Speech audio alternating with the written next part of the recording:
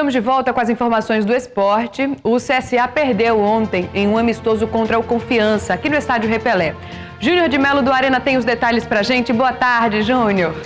Boa tarde a você, Juliana, aos amigos do Jornal do Dia. Pois é, a torcida compareceu em grande número. A grande arquibancada ficou lotada de azulinos, mas o CSA, mesmo com um bom volume de jogo, não conseguiu vencer a equipe do Confiança. Na semana passada, no jogo em Aracaju, o CSA bateu Confiança e agora, no jogo do estádio Rei Pelé, o CSA perdeu por 1-0. Temos o gol do jogo, o gol do Confiança, marcado no segundo tempo, quando os times já estão aí com muitas alterações. Os técnicos fazem várias substituições para testar exatamente nesse período de pré-temporada. É um período que acontecem esses trabalhos de ajustes dos times para ver qual jogador se encaixa melhor em cada esquema tático do clube do CSA. Falando do CRB, existe ainda a expectativa de anúncio de reforço do CRB. O CRB que procura um camisa 10 para compor o elenco para a temporada 2017. Mais detalhes do esporte daqui a pouquinho, Juliana, aqui no Arena. Combinado, Júnior. Muito obrigada pelas suas informações, viu? E olha, em uma das mudanças da reforma administrativa da Prefeitura de Maceió, a Secretaria de Planejamento e Desenvolvimento se uniu à Secretaria de Finanças e agora se chama Secretaria de Economia. Eu recebo hoje o secretário de Economia, Felipe Mamed. Boa tarde, secretário. Um prazer recebê-lo aqui no Jornal do Dia. Outras secretarias aí, como a SMCCU e a de Habitação, também foram unificadas.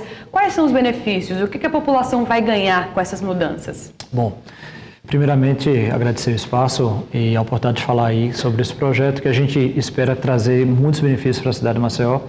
A nossa ideia é agilizar procedimentos que enxergávamos com uma burocracia excessiva e que acabava atrapalhando a vida do cidadão maceioense e daqueles que pretendem empreender na nossa cidade.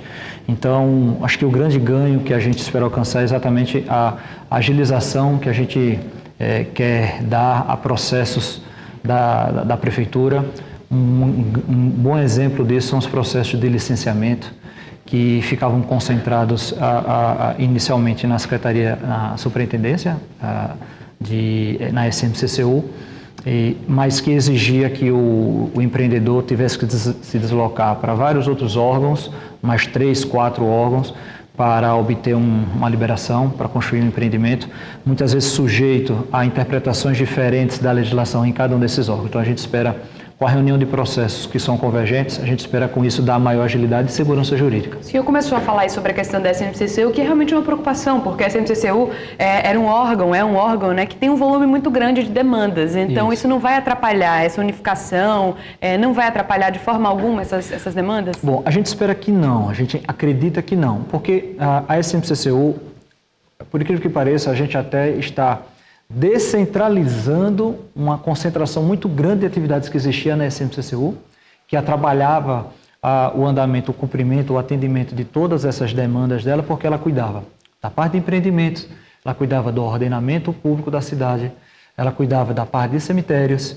Então, a gente está descentralizando da SMCCU, a gente está pulverizando para vários outros órgãos, reunindo, por exemplo, na Secretaria Territorial, Desenvolvimento Territorial e Meio Ambiente, aquela área da SMCCU que tem a ver com o edilício, que tem a ver exatamente com liberação de construção de edifícios e de empreendimentos, reunindo lá aquela parte da Secretaria de Planejamento que cuidava do plano diretor da cidade. Então a gente está unindo essas áreas de licenciamento, a mesma coisa com o meio ambiente.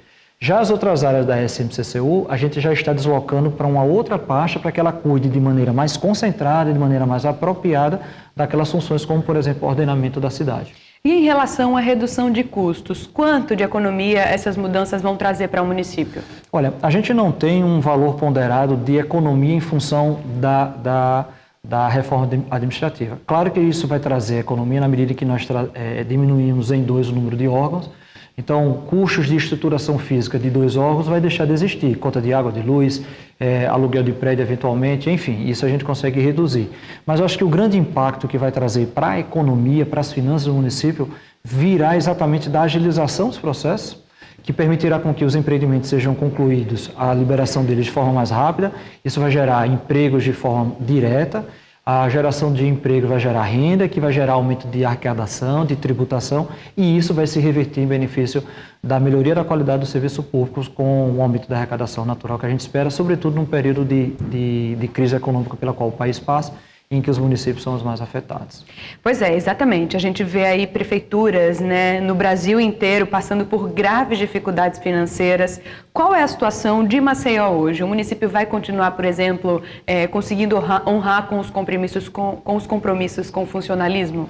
Bom, essa é a nossa meta número 1, é continuar pagando a folha de servidores em dia, né, pagando dentro do mês. A gente está passando por um processo aí importantíssimo de revisão da legislação como um todo, construindo junto com os servidores, junto com os sindicatos, mas a ideia é que a gente crie uma força-tarefa para garantir a manutenção daquilo tudo que já foi conquistado, todos os direitos já foram conquistados, a manutenção desses direitos e, na medida do possível, garantir a ampliação deles. Maceió está com as contas saneadas, as contas em dias, no mercado financeiro Maceió tem nota tipo A, porque o dever de casa foi feito no equilíbrio das contas, mas isso não significa que financeiramente a gente está com folga, não. A gente está saneado, mas precisamos manter a casa em ordem para continuar conseguindo honrar os pagamentos de servidores e de fornecedores, que são aqueles que nos ajudam a fazer com que o serviço seja prestado com qualidade ao cidadão maceiense. Existem recursos, por exemplo, para fazer concurso público? A Guarda Municipal é uma categoria que há muitos anos aguarda ansiosamente essa questão dos concursos. E também eu queria saber se existem recursos para realizar obras importantes, como, por exemplo, o recapeamento do asfalto. A gente vê Maceió hoje com muitos buracos. A gente mostrou, inclusive, aqui no Jornal do Dia essa semana, que até o calçadão do centro está tomado pelos buracos. Então, Maceió tem dinheiro para esses pontos também? Bom, importante tocar nesse aspecto e demonstrar a importância, por exemplo, daquilo que o prefeito Rui Palmeira sempre destacou, da importância dos projetos que a gente está apresentando a organismos internacionais e para alguns organismos nacionais também, no intuito de captar novos recursos, exatamente para que a gente possa direcionar para investimentos. Basicamente, hoje, a arrecadação do município ela depende das transferências, FPM, ICMS, a arrecadação própria do município ela equivale a 25% do todo.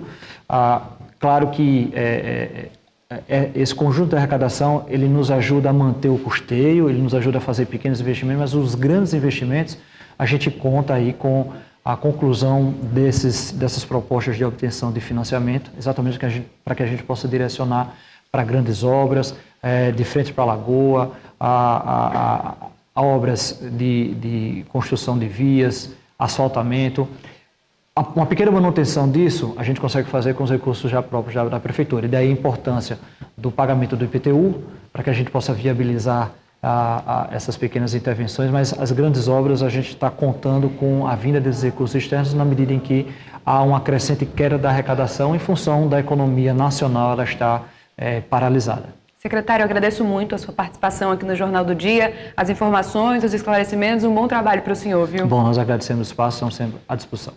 E olha, antes da gente encerrar, eu tenho aqui uma última notícia para vocês. 2 presos foram assassinados agora há pouco na casa de custódia. Essa informação ela foi confirmada pelo presidente do Sindicato de Agentes Penitenciários, Cleiton Anderson. Segundo ele, os presos estavam no módulo 1 e no módulo 2, que seriam aí comandados por reeducandos ligados ao PCC. O Jornal do Dia, aqui da TV Ponta Verde, emissora do Sistema Opinião de Comunicação, fica por aqui. Amanhã eu volto logo depois do Plantão Alagoas e agora vem aí o Arena com o Júnior de Mello e as informações do esporte.